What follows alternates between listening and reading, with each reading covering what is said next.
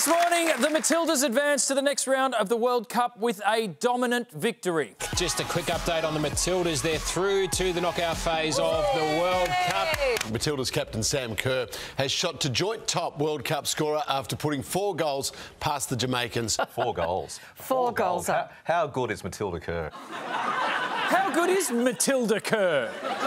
Yes, she's destined to become a household name like Socceroo Cahill or Skate Fast Bradbury. But it was earlier in the week where Sam Kerr delivered the strike of the tournament. You know, there was a lot of critics talking about us, but we're back, so suck on that one. Back of the net. Yes, the public soon embraced the phrase, including Sam Kerr's brother Daniel, who within 24 hours had already printed T-shirts. Daniel, John, you spelled that. Daniel.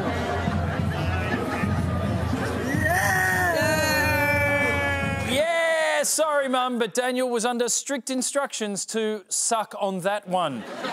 The Matildas are just a few wins away from becoming the world champions, and we now have a rallying cry. Forget the official World Cup motto, Dare to Shine, which sounds, to be honest, like a shampoo commercial.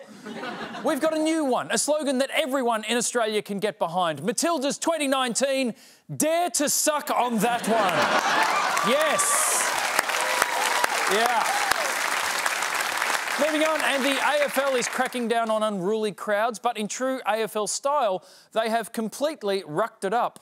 Hundreds of AFL fans have voiced their plan to boycott matches because they feel watched by guards patrolling the aisles. The Marvel CEO admitted there have been increased patrols in recent weeks, including guards labelled behavioural awareness officers. That's got a bit of Big Brother about it. This is not 1984, is it? Yes, we should never forget what happened in the classic 1984 grand final when Essendon came back from 23 points down to beat Hawthorn thanks to goals from last quarter Leon Baker. Still relevant today. With AFL fans ready to boo the security crackdown like it was an Aboriginal man being named Australian of the Year, Hawthorn President Jeff Kennett saw a different problem. The concept of having people walking around, and I'm not being racist when I say this, but when I saw some of the footage, the people who are making judgments while they wear these authoritative coats are not people who appear to have a great knowledge of our game. What do you mean they appear to be of ethnic background? Well, they're new arrivals to Australia. 2 things, Jeff. One, you are being racist when you say that. And 2, if you're not sure if something is racist, why not just whisper it to your favourite gollywog? Thankfully, Jeff Kennett was soon removed from the studio by a behavioural awareness officer.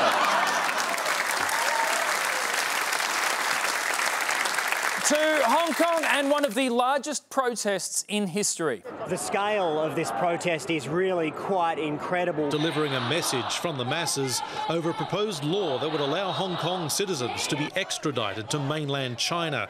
Organisers say 2 million people took part, which would be a quarter of Hong Kong's population.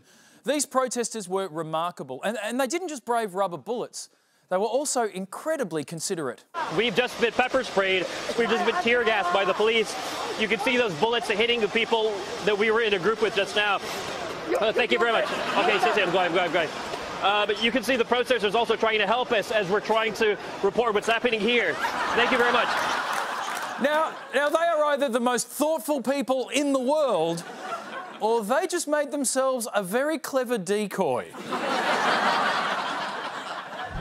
Hey, this one is fun. Guess who has just joined Twitter? Nearly 2 years after his release from prison, O.J. Simpson has launched his own Twitter account. Hey, Twitter world, this is yours truly. Now, coming soon to Twitter, you'll get to read all my thoughts and opinions on just about everything. Yep, O.J. is on Twitter, and he's already got more followers than a white Ford Bronco on a California highway.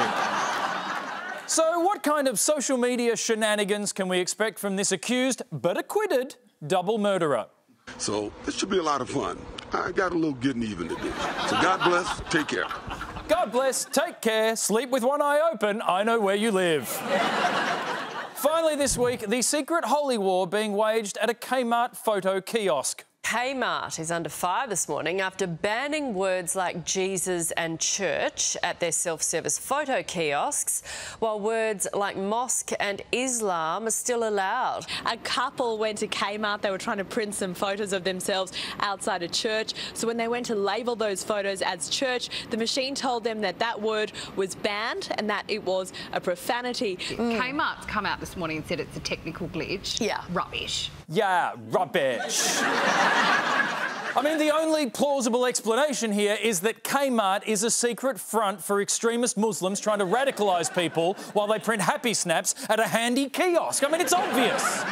I always knew that the K stood for caliphate.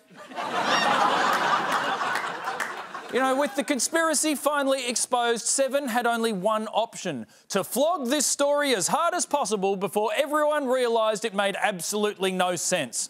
And so the coverage started at 5:38 a.m. with across to Samantha Brett, who was reporting from, I don't know, somewhere, presumably because Kmart wasn't open yet. At 6:05 they made Nat Barr report it again, and by 6:51 Caliphate Mart was the hot topic.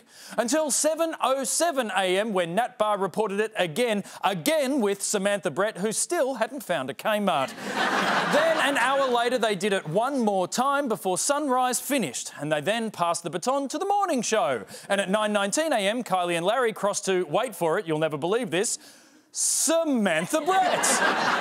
And then at 11:37, the morning news crossed to endurance reporter Samantha Brett, who at this point had been standing out the front of not a Kmart for 6 continuous hours. At 4:07 p.m, it made the afternoon bulletin, and they weren't done yet, finally kicking it over to the 6 p.m. evening news with a reporter who had actually managed to find a Kmart. So yes, they did it. Channel 7 did it. It only took 12 hours, but they bravely stopped Kmart from radicalising literally tens of people who print out their photos at Kmart. It was the perfect outrage story with only one hole in the theory. The Muslim conspiracy kiosk also banned the word Allah. Nice try, Seven. I mean, I could have told you that religious extremists don't like Kmart. They're always looking for a target.